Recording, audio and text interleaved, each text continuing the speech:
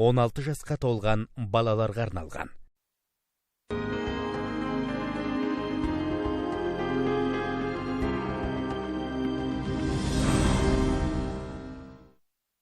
Армысыздар, қадірлі телекөрермендер. Бүгін біз бағдарламамызда жалпы нотариаттық іс-әрекеттерге дау айту туралы әңгіме өрбітпекпіз. Өздеріңіз білесіздер, қазіргі таңда азаматтық процестік кодекстің талаптары да өзгеріп, нормалары да өзгеріп күннен күнге. Біз өмірімізде нотариус деген әңгімені атты көп естиміз, терминді көп естиміз. Жалпы ол нотариус деген кім, немен айналысады? Бұрын бізде тек қана нотариус, ол тек қана мұрагерлік мәселелермен ғана айналысатын адам ретінде көрінетін еді. Ал қазіргі таңда жаңа заман талабына сай біздің азаматтық процестік кодексте көзделген бірнеше мәселелер, даусыз мәселелер нотариатқа беріліп отыр. Сондықтан бүгін біз бағдарламамызда сол қандай мәселелер нотариусқа берілді, сонымен қатар нотариаттың жасаған іс-әрекетіне дау айту тәртібі қалай, және болашақта қандай мәселелер берілу күн тәртібінде тұр. Міне, осы мәселелер бойынша сіздерге құқықтық түсіндірме бергіміз келеді. Бұл түсіндірмеге қатысатын судья қонақтарымен таныстырып өтейін. Ақтау қаласының нөмір 2 сотының төрағасы Бейсенов Рахымжан Сейішұлы, қош келдіңіз. Және Маңғыстау облыстық аумақтық нотариаттық палатасының жеке нотариусы Смағұлова Сәлия Несіпқалиқызы. Қош келдіңіздер, құрметті судья қонақтары. Енді түсінікті ғой, қандай әңгіме айтатынымыз. Жалпы біздің халық бір қандай да бір дау туды ма, болды, олар ойлайды, оны тек қана соттың қабырғасында шешу керек деп. Алайда қазіргі таңда бұл олай емес. Бұл мәселелерді сотқа келмей-ақ, сотқа дейінгі дауды шешу тәртібі бар. Сондай тұлғалардың бірі ол нотариустар деп білем. Сондықтан жалпы қазіргі таңда атқарушылық жазба деген біздің күнделікті өмірімізге терминдер еніп жатыр, қолданылып жатыр. Енді Рахымжан Сейішұлы, өзіңіз жалпы нотариаттық іс-әрекеттерге дау айту тәртібі туралы бастасаңыз, нотариустар қандай әрекеттер жасайды, ары қарата жеке нотариус өзі қандай құжаттар керек ол әрекеттерді жасауға, сол туралы әңгіме өріп өтсе. Өте орынды сұрақ. Жалпы егер дүниежүзілік және еуропалық практикаға жүгінетін болсақ, көп жерде, мысалы Европада, Америкада көп дау деген көп сұрақтар нотариуспен аяқталып бітеді. Бізде тек қана әлі осы айту, кеңес одақтан бері халықпен тек қана сот шешеді деп, ондай емес. Енді оның бірі де қазір айтатын болсақ, сотқа тек қана дау келу керек. Даусыздың бәрі, мысалы, көп, мысалы, жаңа даулар, ақша беру және басқа келісім шарттар бойынша даулар осы нотариус аяқталу керек. Қазір енді осы практика кішкене жүргізіп жатыр. Оның бірі жаңа айтып кеткен атқарушылық жазба. Егер жаңағы бұрынғы кеңес кезінен алса, сол атқарушы жазба бұрын болған болады, кейін жаңа заң қабылдаған, оны алып тастады. Бүгін қайтып соны енгізілді. Ол қайтып осы атқарушылық жазба жүргізіп жатыр қазір сотқа. Көбісі, мысалы, коммуналдық борыштар бойынша, басқа да, мысалы, ақша алу, мүлікті алу жөнінде келісім шарт бойынша орын алмаған жағдайда нотариускен арқылы даусыз мәселелер бойынша дау болмаса, мысалы, тараптарда жаңағы борышкер мен дау жоқ, ондай дау болмаса, онда нотариуске барады, атқарушы жазба алып, сот орындаушыға барып, сот орындаушы да мәжбүр түрде орындалады. Атқарушы жазба ол деген атқару парағымен орындау парақпен тең. Жалпы бұрын бізде азаматтық процестік кодексте өзіңіз білесіз, қазірде бар сот бұйрығы деген түсінік бар бізде. Сот бұйрығы деген сот актісі бар. Сот бұйрығына даусыз мәселелермен біз алимент өндіру, жаңа коммуналдық шығындарды өндіру, екінші тарап мойындайтын мәселелер бойынша сот бұйрығы шығарылады. Даусыз. Қазір сол сот бұйрығында жатқызылған біраз мәселелер, негіздер бұл атқарушылық жазбаға берілді. 21 жыл бір үлкен өзгеріс енгізілген болатын. Осы жаңағы бұрында сот бұйрығы коммуналдық борыштар бойынша өзіңіз елдер білесіңіз, бұрында деген сот бұйрығы шығарып, сот орындаушыға өндірілетін еді. Неден, мысалы, тұрғындардан. Қазір осының барлығы нотариус арқылы өндіріліп жатыр. Енді атқарушылық жазба бұл да сот шешімі сияқты күші бар. Атқару құжатының құжат болып саналады, сол себепті сот орындаушыға барады, және сот орындаушы оны қабылдап мәжбүрлі түрде өндіреді. Сондықтан мен бұл жерде неге нақтылап отырмын, көрермендерге айтқым келетіні, нотариусқа барып атқарушылық жазба шығартудан ешқандай қорықпау керек. Егер сіздің талабыңыз даусыз болса, атқарушылық жазбаны жасаған нотариус, енді оның қазір өзіңіз құрметті нотариус бізге тоқталып өтеді, қандай құжаттар керек екенін. Барлық құжаттар түгел болып, атқарушылық жазба жасалса, ол заңды күшіне еніп, егер де борышкер оны орындамаса, бұл атқарушылық жазбаның сот шешімі сияқты міндетті күші бар. Яғни бұны сот орындаушысына беріп, орындатуға болады. Және бұл атқарушылық жазбаны орындамағаны үшін борышкер жауапкершілікке тартылады. Ол жалпы не бойынша. Жаңағы дау айтып кететін болсақ, егер нотариаттық іс-әрекет немесе оларды жасаудан бас тартқан үшін жаңа жүгінген тұлға, егер осы нотариустың іс-әрекеті заңсыз немесе дұрыс емес деп саналса, сотқа жүгіне алады. Нотариустың тіркелген жері, мысалы, тіркелген жер бойынша сол сотқа жүгіну керек. Мысалы, Мұнайлының нотариус болса, Мұнайлының сотына, Ақтаудағы нотариуске іс-әрекетін даулайтын болса, Ақтау сотына келеді. Сосын сол қай жерде нотариус тіркелген жерде сол жерге беріледі. Осы істер бойынша бұл ерекше іс жүргізу талаппен қаралады. Және іс бойынша дайындық 10 жұмыс күн, ол ұзартуға жатпайды. Және бір айдың ішіне қарауға тиіс, аяқталуға тиіс. Дайындық аяқталғаннан кейін. Оған қайтып айналып келерміз. Енді атқарушылық жазба туралы әңгімені арғақта өрбітсек, Сәлия Нәсіпқалиқызы, атқарушылық жазба жасату үшін тарап өндіріп алушы сізге қандай құжатпен келу керек? Соны айтып өтсеңіз. Ол үшін енді ол деген құжаттарын алып келеді. Қарыз шарты болса, нотариуспен куәландырған соны алып келеді. Ол деген түпнұсқа болу керек. Коммуналдық болса, ол обязательно соның ішінде не алып келу керек? Протокол. Например, ОСИ-ден жалпы отырыстың, тұрғындардың жиналысының протоколын алып келеді. Оның ішінде обязательно тарифтары болу керек. Тарифтары болса, ол уже не ғой, заңды тұлға документтерін бәрін толық алып келсе, сосын сол адамдарға ол деген не жіберу керек, уведомление ретінде, да, соны талап, мен осындай талап етіп жатырмын деп, да, ақшаны хабарлама жібереді, сол извещение хабарлама. Сол арқылы бізге құжаттарын бәрін толық алып келсе, тарифтар болса, біз оны қабылдаймыз. Жасап отыр. Көбінесе нотариустар қазір қалада бар. Бізде электрондық неменен кетеді. Судебный исполнительге, сол ЧСИ дейді, соларға біз уже 10 күннен кейін жібереміз. Адам деген өзі не жазбаса. Қарсылық жазады ғой. Борышкер келіп, өзі нотариус арқылы прям арызын куәландырып, сол жерде қолды, мен осымен қарсымын, мен қарсы боламын, осындай сумай, мұндай емес деп дәлелдерін алып келеді. Соған қарап, нотариус уже үкім шығарады. Либо қабылдайды, либо қабылдамайды. Қабылдамау туралы да шешім шығарасыздар? Қабылдамау туралы да шешім шығарамыз, иә. Қабылдаймыз, либо қабылдамаймыз. Оған біз заң ретінде 92 бапқа сәйкес нотариат туралы заңға. Жалпы қазір мен жаңа сөзімде айтып кеттім ғой, әңгімен барысында. Мына қазір құқықтық реформа жүргізіліп жатыр. Біздің заңдар азаматтық саладағы, қылмыстық саладағы халыққа құқықтық көмекті тез және шұғыл көрсету мақсатында жақсы жағына біз өзгертіліп жатыр. Соның бірі қазір өзіңіз білесіз, алимент өндіру мәселелері бойынша. Қазір бұрын тек қана неке және отбасы туралы кодексінің талаптарына сай, алимент тек қана сот актісімен ғана өндірілетін еді, сот шешіммен немесе сот бұйрығымен. Ал қазіргі таңда жаңа өзгерістерге байланысты медиаторды да келісіп, алименттік келісім жасауға және нотариустарға келіп, алименттік келісім жасауға болады. Жалпы өзіңіздің практикаңызда болды ма алименттік келісім жасаған? Жалпы облыста жасалынып жатыр ма сондай жұмыстар? Жасалып жатыр, екі жақ, то есть күйеуі мен әйелі өздері келіп, өздері келісім жасайды. Өзара. Ол досудебный дейді ғой, біздердікі енді пока сотқа дейінгі примирение. Олар келеді, өздері жасайды, либо через медиацию. Медиация арқылы, в основном юристер арқылы через медиация жасайды. Юристер арқылы келеді да, сіз нотариалды куәландырып бересіз ғой? Береміз, иә. Сол өздерінің келісімдерін. Иә, бұл қуантарлық жағдай, солай емес пе, Рахымжан Сейішұлы? Тараптардың өздерінің бітімге келіп, сіздер арқылы ондай келісімге келіп жатса, ол бірден бір бізге қуантарлық жағдай. Енді біз жаңа нотариаттық іс-әрекеттерге дау айтуға қайтып оралсақ, жалпы нотариустардың әрекеттеріне іс айту туралы дау қазір атқарушылық жазбалардың пайда болуына байланысты бізде көбейді ма, азайды ма? Жалпы аналитика жасап отырсыздар ма? Енді жалпы нотариустың дау айту, әрекетіне дау айту бұрыннан да бар.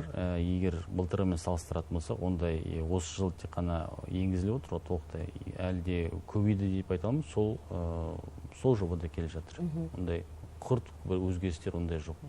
Енді жаңағы дәл нақтырақ айтсақ, атқарушылық жазба бойынша сот практикасына тоқталып өте аласыз ба?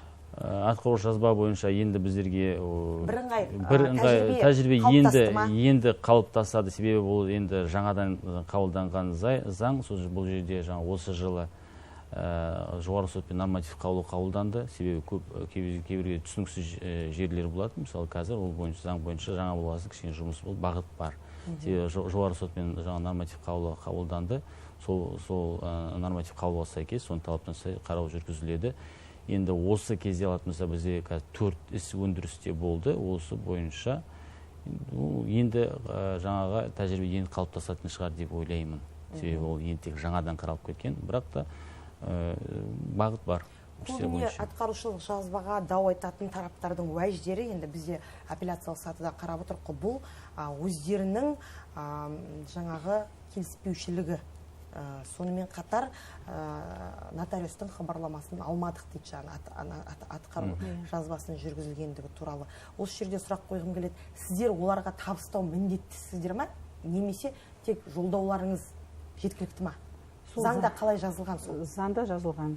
Любой хабарламаны электрондық жүйемен жіберсе де, WhatsApp неменен жіберсе де, телефон, например, келісім шартта жазылады ғой. Адресі да, сол адреске обязательно соған жібереміз. Бірақ мен өзімнің тәжірибемнен айтайын. Мен деген алдын ала телефондарын алып аламын. Борышкер келмейді ғой, талап етуші келеді. Содан договорынан аламыз. Электрондық почтасы болса, почтасына дополнительно несінен қосымша мен телефонға звондаймын, хабарлаймын. Осындай атқару жазбашылар келіп жатыр сіздің атыңызға, борышкер боласыз, талап етеді осындай соманы, қалай төлейсіз ба деп бірінші алдын ала мен өзім сөйлесіп аламын. Нақты оған айтам. Мен өзім сондай өзіме тәжірибе алдым. Адамдармен сөйлесу керек. Көбінесе адамдар білмей қалады. Например, шетелге кетіп қалған адамдар болады.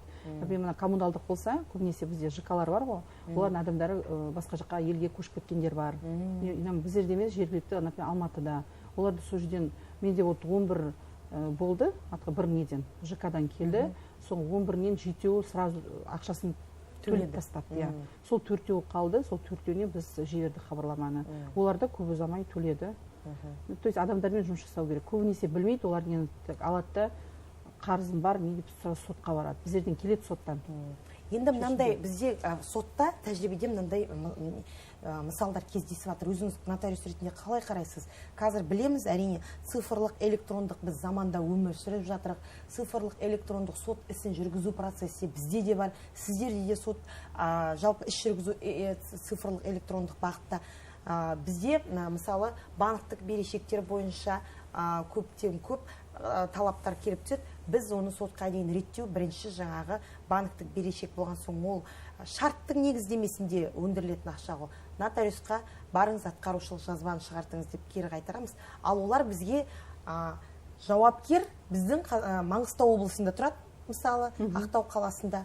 Бірақ банк барады Шымкенттің немесе мысалға айтайық, Жамбылдың нотариусының атқарушылық жазбасын шығарып, бірақ сол арыз берушінің арызымен сол атқарушылық жазбаны бұзғандығы туралы дәлелдеме әкеліп тіркейді.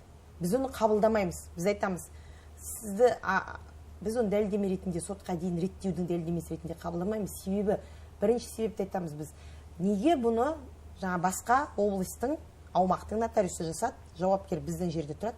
Екіншіден, заңда, осы сұрақты сізге қойғым келіп отыр, заңда арыз беруші өзі атқарушылық жазбаны жазса деп, артынан бұзу туралы арыз бере ала ма? Борышкер қараңыз, бірінші сұрағыңызда ең, борышкер қай жерде келіп тұрып, сол жерде жасау керек. Негізі солай ғой. Территориальность сіздерде бар. Біздерде жоқ қазір. Жоқ. Қазір біздерде Маңғыстау, осы біздің мұрагерлік прописка бойынша, например, ашылады, осы Маңғыстаудікі болса, Маңғыстауда алдында неткен атқару жазбаша Мұнайлыдан шықты менікі. Келді адам, ол өзі қалада, Мұнайлыға жібердік. Бізге айтты, именно по нахождению места должника. Сол борышкердің орнынан деді. Бірақ олар көбінесе табылмайды, потому что адрестары болмай қалады, тағы бірдеме. Ондай көп деген нелер бар әлі.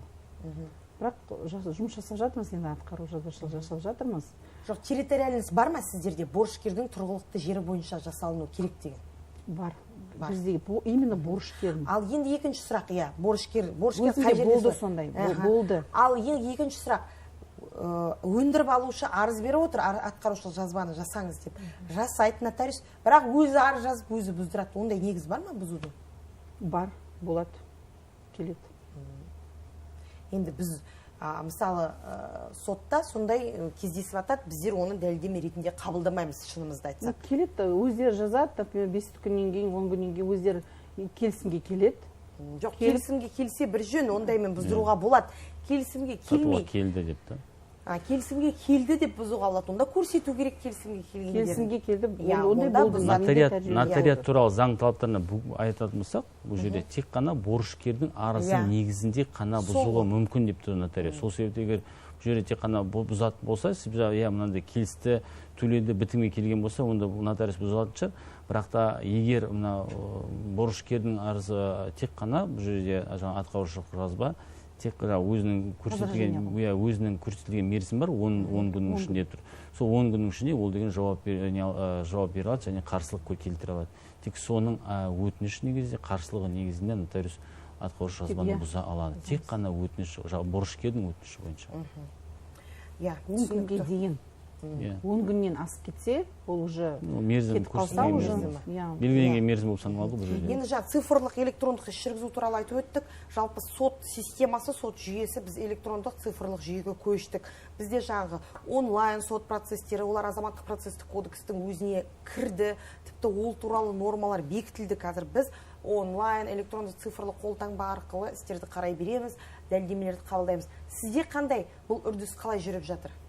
Цифровизация біздерде тоже жүріп жатыр. Әлі программамыз бар ғой. Сол күнде өзгерістер болады. Бізде репозитарий деген бар, документтер бәрін соған жасалған документ салып отырамыз.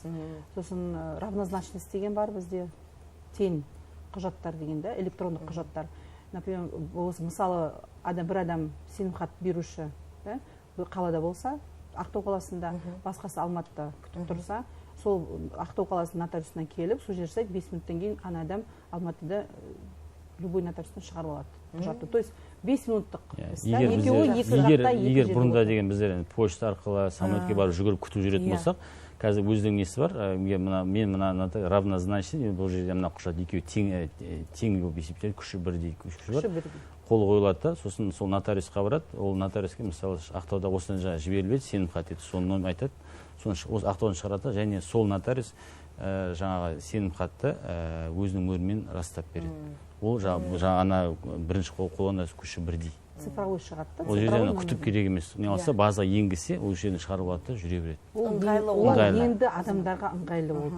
Соның ішінде мына сатып алу, пәтер сатып алу, сосын машинаны учеттан шығару деген бар ғой, оларға жылдам.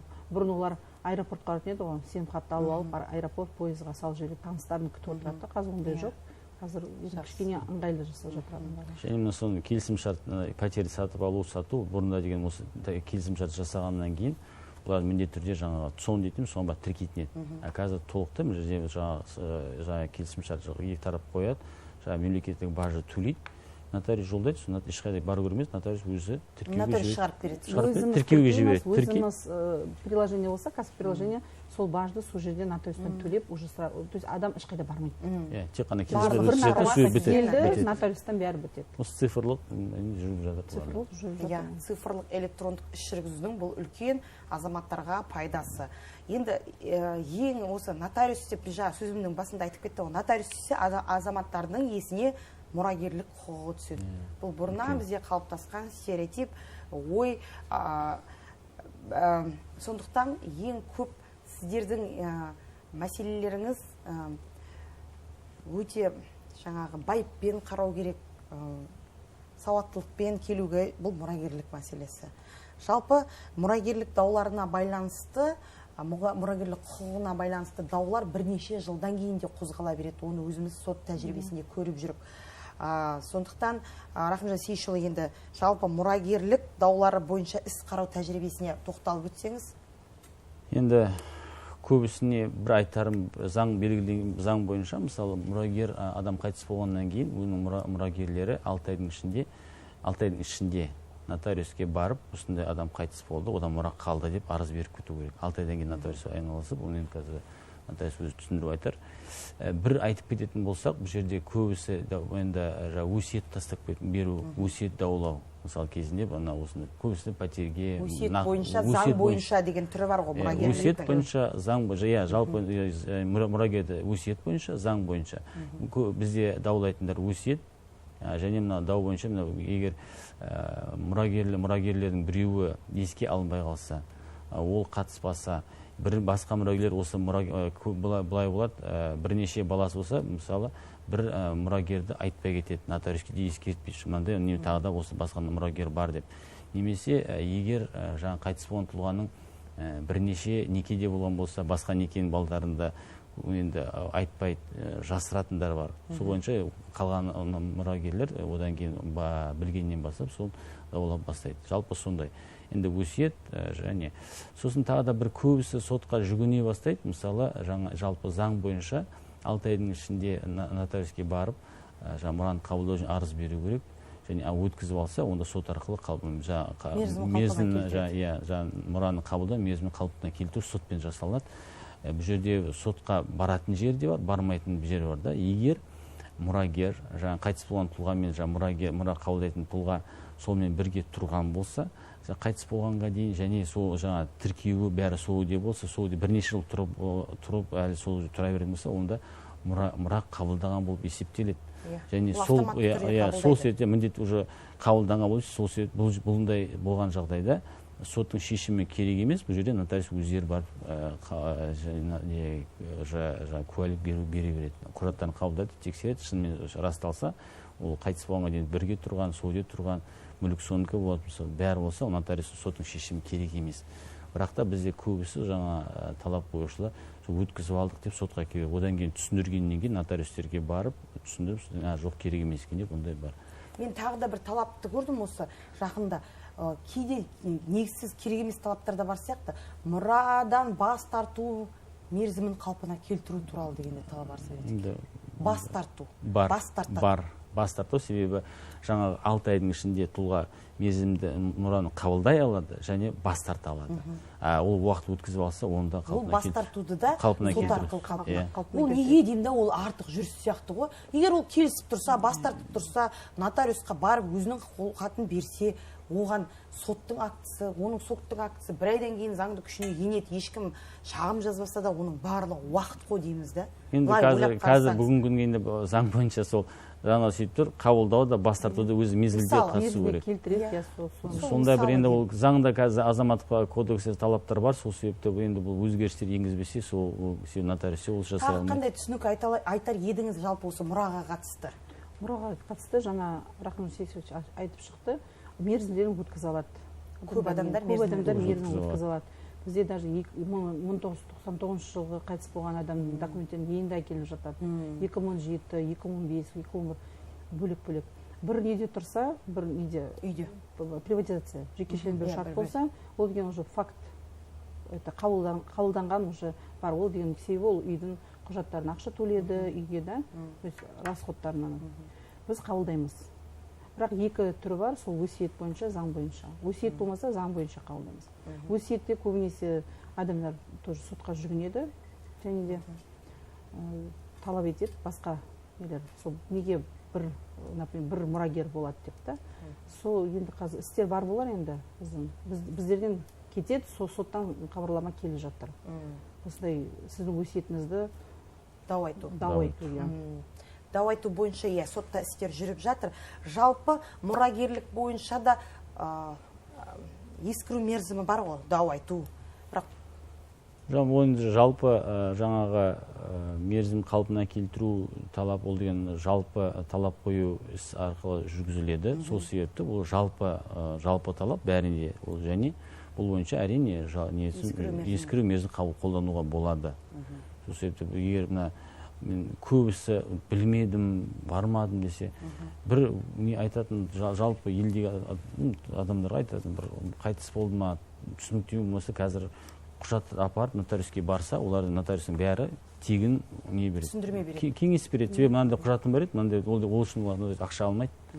барсын қазір. Иә, жалпы адамдар ойлайды ғой, біреудің есігін қақсам, тем более жеке деп аталса, ол да, енді былай айтсақ та, жеке деп ол әр әрекетіне, әр түсіндірмесіне ақша сұрайды деп. Сондықтан құрметті көрермендер, егер қандай да бір сізге түсіндірме қажет болса, сіздер жеке нотариустар деген аттан шошымай, оларға бара берсеңіздер де болады. Себебі бұл кісілер әрқашан сіздерге тегін түсіндірме беруге дайын.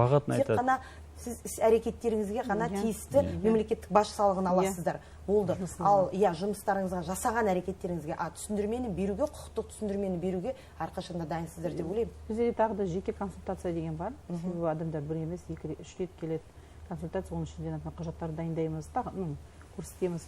Оған енді юрлица болса, заң тұлға, біз ақша алынады бізде. Өзінің тарифтары бар. Тарифтары бар. Установлен тариф бойынша біз аламыз. Иә, жалпы енді мен мана әңгімемнің басында рахмет сіздерге үлкен уақыт бөліп келгендеріңізге. Мен айттым ғой, біраз әрекеттерді азаматтық процестік кодекстен соттың құзырынан алып нотариатқа беріп жатыр деп. Жақында ғана біз ұсыныстарды оқып таныстық, соның ішінде заңды мәні бар фактілер анықтау деген бар ғой, азаматтық процестік кодексте.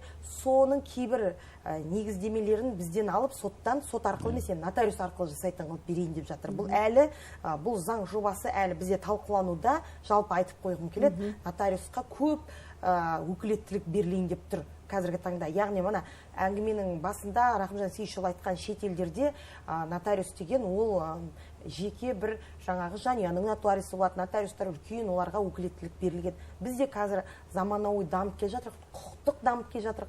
Сондықтан нотариустардың, адвокаттардың, нотариустардың, медиаторлардың құқықтық статусы жоғарылайды. Біз себебі барлығымыз заңгерміз, біреу төмен, біреу жоғары деп айтуымызға құқығымыз жоқ. Бірақ сол нотариустарға көптеген өкілеттіліктер беріліп, соттың құзырынан алынып, азаматтық процестік кодекстің өндірісінен шығарылып, сіздерге берілейін деп отыр. Сондықтан сіздердің жұмыстарыңызға сәттілік тілейміз. Әрине, ең алдымен ерінбей халыққа түсіндірме жұмыстарын жүргізу керек деп ойлаймын. Ондай жұмыстарды Маңғыстау облысының аумақтық нотариаттық палатасының жеке нотариустары атқарылып отырғанына менің күмәнім жоқ. Жұмыстарыңызға тек сәттілік тілейміз. Құрметті телекөрермен, бүгінгі берген құқықтық түсіндірмемізді сіздерге қандай да бір өзіңізге тиісті мағлұмат алдыңыздар деген біз сенімдейміз. Келесі кездескенше күн жақсы болғай, сау болыңыздар.